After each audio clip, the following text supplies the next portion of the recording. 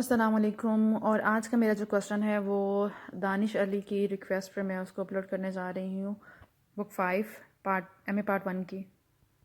ابھی تک اگر آپ نے میرے چینل کو سبسکرائب نہیں کیا تو سبسکرائب کر دیں اور بیل آئیکن کو بھی دبا دیں۔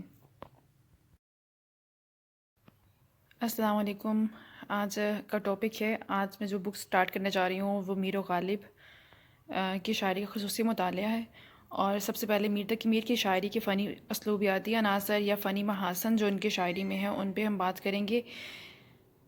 میر کو خدائے سخن کہا گیا ہے۔ میر ایک ایسے شاعر ہے جن کی عظمت کو سب نے تسلیم کیا ہے۔ میر بلا شبہ اردو کے عظیم شاعر ہیں۔ میر کی عظمت کا اعتراف نہ صرف نقادوں اور تذکرہ نویسوں نے کیا بلکہ ہر زمانے میں شاعروں نے میر کی بڑائی کو تسلیم کیا، اور نہ صرف یہ کہ ان کو بڑا شاعر تسلیم کیا بلکہ شاعروں نے ان کے رنگ میں شعر کہنے کی بھی کوشش کی ہے، اور جس میں ناکام ہونے کے بعد وہ اپنی ناکامی کا اعتراف کر لیا۔ انہوں نے ان کے ہم عصروں میں سودا کہتے ہیں، سودا تو نے اس زمیں میں غزل در غزل ہی لکھو، ہونا ہے تجھ کو میر سے استاد کی طرح۔ ان کے بعد بھی آنے والے بڑے بڑے شاعراں نے ان کو سراہا اور مختلف پیرہوں میں ان کو خراج تحسین پیش کیا۔ ریختہ کہ تمہیں استاد نہیں ہو غالب، کہتے ہیں اگلے زمانے میں کوئی میر بھی تھا۔ یہ غالب کا شعر ہے۔ شیخ ابراہیم ذوق نے یوں داد دی ہے، نہ ہوا پر نہ ہوا میر کا انداز نصیب، ذوق یاروں نے بہت زور غزل میں مارا۔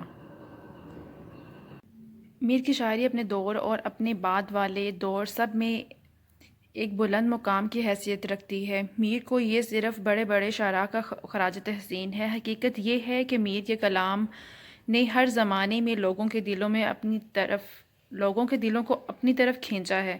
اس کی وجہ بقول ڈاکٹر مولوی عبدالحق یہ ہے کہ میر کی شاعری اپنی بعض خصوصیات کی وجہ سے اردو زبان میں نہ صرف ممتاز حیثیت رکھتی ہے بلکہ اپنی نظیر نہیں رکھتی، اپنے ثانی نہیں رکھتی، یا اپنا جیسا کسی اور کو نہیں پاتی ہے۔ ڈاکٹر سید عبداللہ انداز میر کی مدح ذیل ایسی خصوصیات بتاتے ہیں جن کی اساتذہ فن کو حسرت رہی ہے اور جن سے میر کے شیوہ گفتار کی تشکیل ہوتی ہے۔ ان کی تفصیل مدح ذیل ہے۔ میر نے فنی خلوص کو پوری صداقت سے استعمال کیا ہے۔ فنی خلوص سے مراد ہے کہ شاعر زندگی کے واقعات کو جس طرح دیکھتا ہے اسی طرح بیان کرے، وہ اپنے جذبات اور تجربات کا صداقت سے اظہار کرے۔ میر کی شاعری واردات قلبی کی سچی تفسیر و تشریح سے عبارت ہے۔ اسی میں کسی قسم کے تکلف اور بناوٹ کو تجربے کا حصہ نہیں بننے دیا گیا۔ اس لیے میر اپنی شاعری کو اردو کی روایتی شاعری سے مختلف بناتے ہیں، اس لیے ان کے تجربات، جذبات اس شاعری کی تخلیق میں شریک ہیں۔ انہیں اس کی صداقت کا پورا یقین ہے۔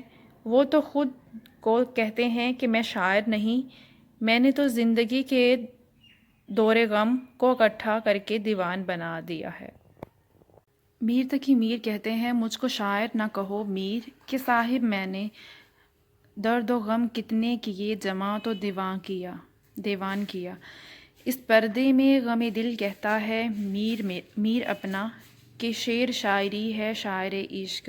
میر کا انداز اسی لیے مقبول ہے کہ اس میں صداقت اور خلوص ہے، اور تمام باتیں بے تکلفی کے انداز میں کہی گئی ہیں۔ اس کی وجہ یہ ہے کہ میر عوام کا شاعر ہے۔ اس کے آس پاس کی زندگی، درد و غم کے مضامین کے چشمے ابھر رہے تھے۔ میر نے انہی مضامین کو سادہ الفاظ میں بے تکلف انداز میں پیش کیا۔ میر کے خلوص صداقت کا اندازہ ان اشعار سے بخوبی لگایا جا سکتا ہے۔ دل مجھے اس گلی میں لے جا کر اور بھی خاک میں ملا لایا۔ ان کا دوسرا شعر ہے، ابتدا ہی میں مر گئے سب یار، عشق کی کون انتہا لایا۔ میر تقی میر کا کلام پڑھنے اور دیکھنے میں نہایت سادہ اور آسان معلوم ہوتا ہے۔ چھوٹی چھوٹی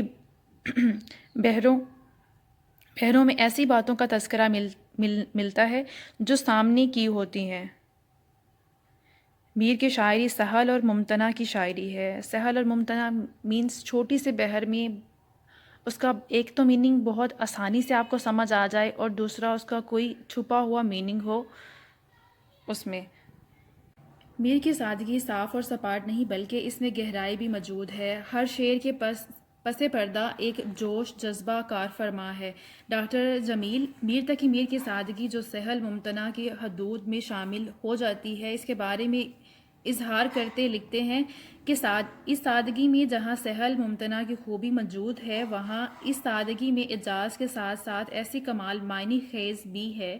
چند الفاظ کو کوزے میں دریا بہتا جاتا ہے۔ طرز میر کی خوبی یہ ہے کہ اس میں فصاحت بلاغت ایک وحدت بن گئی ہے۔ کوزے کو دریا میں بند کرنا، چند الفاظ کے کوزے میں دریا بہنا، یعنی کہ چند الفاظ میں بہت زیادہ باتوں کو کہہ جانا۔ میر کی شاعری میں ایسی شاعری نہیں ہے جو محض سادہ اور سپاٹ ہے۔ یہ سادگی پرکاری کا روپ دھار لیتی ہے۔ یوں تو چاک گریباں کا مضمون ہر شاعر نے باندھا ہے، لیکن میر کے اس شعر کا لطف ہی کچھ اور ہے۔ اب کے جنوں میں فاصلہ شاید نہ کچھ رہے، دامن کے چاک اور گریباں کے چاک میں۔ میر کا کلام سلاست فصاحت کا مرکہ ہے۔ سادگی، شگفتگی، صفائی زبان اور سچائی صرف میر کے کلام کا حصہ ہے۔ میر کا اسلوب بیان اتنا دل فریب ہے کہ دیکھنے کو جتنا آسان اور سادہ لگتا ہے، کسی اور شاعر کے لیے اسے اپنانا اتنا ہی مشکل ہے۔ یہ مثالیں دیکھیں۔ اب تو جاتے ہیں بت کدے میں میر، پھر ملیں گے اگر خدا لایا۔ ناز کی اس کے لب کی کیا کہیں، پنکھڑی ایک گلاب کی سی ہے۔ میر نے فنی خلوص کو برقرار رکھنے کے لیے امائیت سے بہت کام لیا ہے۔ وہ چند الفاظ میں ایک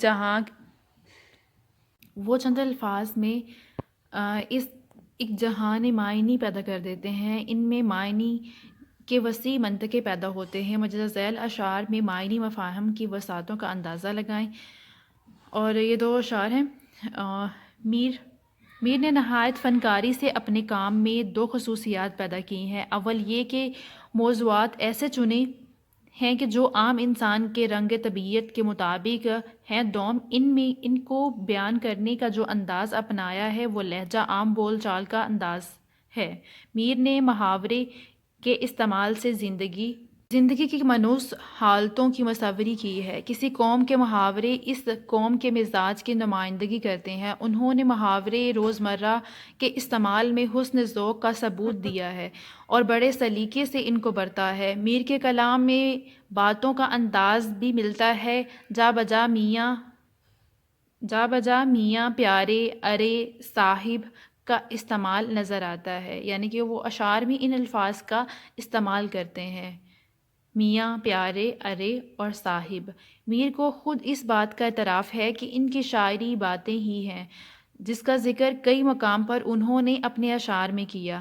باتیں ہماری یاد رہیں، پھر باتیں ایسی نہ سنے گا، پڑھتے کسی کو سنے گا تو دیر تلک سر دھنے گا، ہاتھوں سے تیرے اگر میں نہ تواں مارا گیا، سب کہیں گے یہ کیا جاں مارا گیا۔ میر نے پیرہائے ادا میں لطف اور زندگی پیدا کرنے کے لیے اکثر حرکات سوال جواب کا عنصر پیدا کیا ہے۔ یہ اشعار دیکھیں۔ اے شور قیامت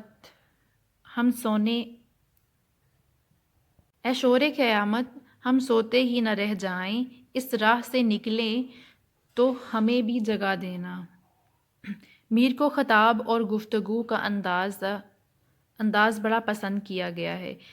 کبھی وہ خود سے مخاطب ہو کر باتیں کرتے ہیں اور کبھی دوسرے شخص سے۔ کبھی ان کا مخاطب بلبل ہے، کبھی شمع، پروانہ۔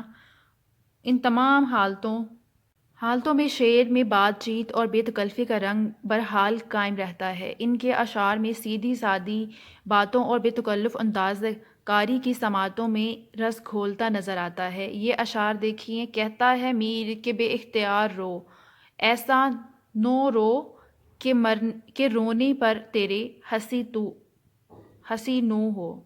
میں جو بولا کہا کہ یہ آواز اسی خانہ خراب کی سی ہے۔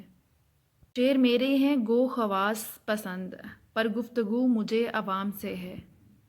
میر نے اپنے شیوہ گفتار کو زیادہ مؤثر اور دلکش بنانے کے لیے تشبیہات و استعارات کا استعمال بڑے سلیقے سے کیا ہے۔ ان خوبصورت تشبیہوں اور استعاروں کی مدد سے انہوں نے اپنے گرد و پیش کی دنیا اور خود اپنے نہال خانہ اور دل کے اسرار و رموز کو بڑی فنکاری سے پیش کیا ہے۔ یہ تشبیہات بے جان اور مردہ نہیں، بلکہ ان کے اندر زندگی دوڑتی ہوئی نظر آتی ہے۔ میر کی یہ تشبیہیں اور استعارے ان کی کوشش کاوش کی پیداوار ہونے کی بجائے ان کے تخلیقی عمل کے جوہر کا نتیجہ ہے، اور زندگی کی حرکات و حرارت کو اپنی اندر لیے ہوئے ہیں۔ میر کا یہ شعر دیکھتے ہیں جس میں انہوں نے تشبیہات و استعارات کا استعمال کیا ہے۔ میر ان نیم باز آنکھوں میں ساری مستی شراب کی سی ہے۔ اس میں وہ اپنے محبوب کی نشیلی آنکھوں کو شراب کی مستی سے تشبیہ دیتے ہیں۔ شعر ہے، کھلنا کم کم کلی نے سیکھا ہے اس کی آنکھوں کی نیم خوابی سے۔ ڈاکٹر عبادت بریلوی میر کے تشبیہات و استعارات کے فن پر روشنی ڈالتے ہیں۔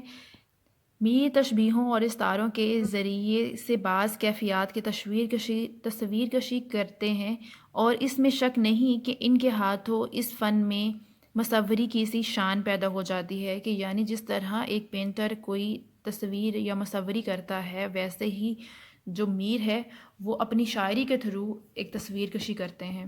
میر کے شاعرانہ انداز کی عنایت اور موسیقی اپنے اندر فنی دلکشی کے بہت سے پہلو رکھتی ہے۔ میر کے انداز کی نغمگی ترنم مسلم ہے۔ اس نغمگی کی تخلیق میں میر خیال اور بحروں کے انتخاب کر کے فنی چابک دستی اور مہارت سے کام لیتے ہیں۔ ان کا کمال فن یہ ہے کہ وہ مختلف خیالات کے اظہار کے لیے مختلف بحروں کا انتخاب کر کے نغمگی پیدا کرتے ہیں۔ یہ بات طے شدہ ہے کہ شاعر بحر کا انتخاب مخصوص نفسیاتی حالات کے تحت کرتا ہے۔ یہی وجہ ہے کہ بحریں شاعر کی ذہنی کوائف اور موڈ کے ترجمان ہوتی ہیں۔ میر کے ہاں چھوٹی اور لمبی دو قسم کی بحریں ملتی ہیں۔ میر کی طویل بحروں نے ان کی شاعری کے غم و الم کو قابل قبول بنانے میں خاصی مدد دی ہے۔ ڈاکٹر سید عبداللہ اس سلسلے میں لکھتے ہیں، بحر قارئین کے نقطہ نظر سے اس لیے مفید اور نافع ہے کہ اس کے ذریعے شعر کے درد انگیز حصوں کے وشگاف اور گہرے زخموں سے قاری نجات پا لیتا ہے۔ میر کے طویل بحروں میں جذبات جس قدر سہولت سے ظاہر ہوتے ہیں، ان کا قاری کے دل دماغ پر بھی اثر پڑتا ہے۔ میر کی چھوٹی بحروں والی غزلوں میں خون دل اور بوئے دل کیفیات زیادہ ہوتی ہیں۔ ان میں سراپا درد، سراپا غم، بہت گہرا غم ہی غم ہے۔ ان میں اکثر قاری کو تحفہ غم کے سوا کچھ نہیں ملتا۔ اشک آنکھوں میں کب نہیں آتا، لہو آتا ہے جب نہیں آتا۔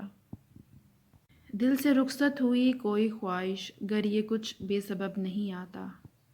ڈاکٹر سید عبداللہ میر کی طویل اور متوسط بحروں کے متعلق لکھتے ہیں، میر کی متوسط بحروں والی غزلوں میں قدر وسعت زیادہ ہے۔ میر روح کے لیے جو جھولے لمبی بحروں میں مہیا ہوتے ہیں، ان کے لیے متوسط بحروں کی وسعت بھی کافی نہیں۔ میر کی ان بحروں کے بارے میں ہم مختصر کہہ سکتے ہیں کہ یہ بحریں میر کی مرجھائی ہوئی زخم خوردہ روح میں ایک مسرت انگیز جذبہ پیدا کرتی ہے۔ ان سے جوش بیان، لطف و ولولہ انگیز عنایت پیدا ہوتی ہے۔ میر نے شاعری میں لطف پیدا کرنے کے لیے، موسیقیت پیدا کرنے کے لیے الفاظ، حروف کی تکرار سے بھی خوب فائدہ اٹھایا ہے۔ وہ الفاظ پر ماہرانہ عبور کے مالک ہے، ان سے موسیقی پیدا کرنا گویا ان کے مزاج میں داخل ہے۔ یہ اشعار دیکھیں: سرہانے میر کے آہستہ بولو، ابھی تک روتے روتے سو گیا، یہ ٹک ہی ہے ٹے اور کاف۔ پتا پتا بوٹا بوٹا حال ہمارا جانے، جانے نہ جانے گل ہی نہ جانے باغ تو سارا جانے۔